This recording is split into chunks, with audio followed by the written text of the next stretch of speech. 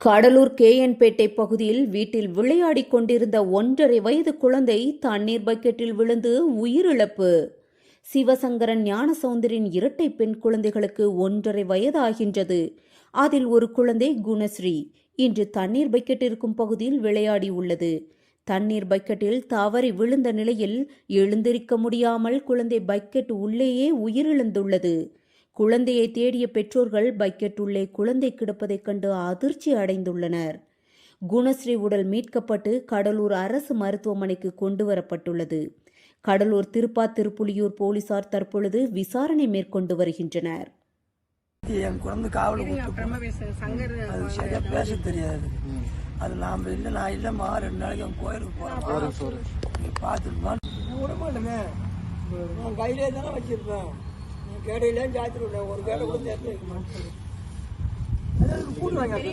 சின்ன பாப்பாவா